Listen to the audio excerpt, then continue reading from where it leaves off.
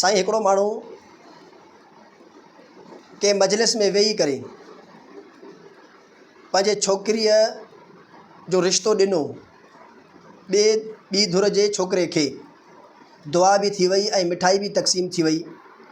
बाद में कंहिं ॻाल्हि ते नाराज़गी थी पई ॿिनि धुरनि जे विच में, त छोकिरी वारी जेका धुर आहे उन धुर पंहिंजे छोकिरीअ जो रिश्तो ॿिए कंहिं छोकिरे सां कराए छॾियो। हाणे इन हवाले सां असांखे रहनुमाई खपे, छा हुकुम आहे। ॾिसो, शरीयत में मंगनी जी जेका हैसियत आहे उहा हिकु वादे जी आहे।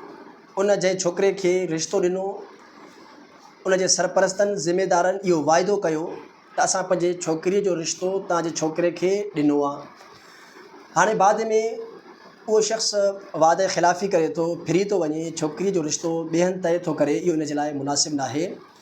कंहिं बग़ैर शदीद शरई उज़ुर जे इहो अमल इंतिहाई नापसंदीदा, नामुनासिब ऐं ग़लीज़ अमल आहे। अगरि वाक़िअतन अहिड़ो ई शदीद उज़ुर आहे, सख़्तु उज़ुर आहे, शरई एतबार सां बि इहो उज़ुर माक़ूल आहे, उन जी अहमियत आहे, त इन सूरत में गुंजाइश निकिरे थी त उन सां आसानी वारो पहलू इख़्तियार कयो वञे, उनखे गुंजाइश ॾिनी वञे। छो त शरई एतबार सां बि उन जे लाइ गुंजाइश निकिरे थी त उन ॿिए हंधि रिश्तो पंहिंजो तइ करायो आहे, त इन में को हर्ज कोन्हे।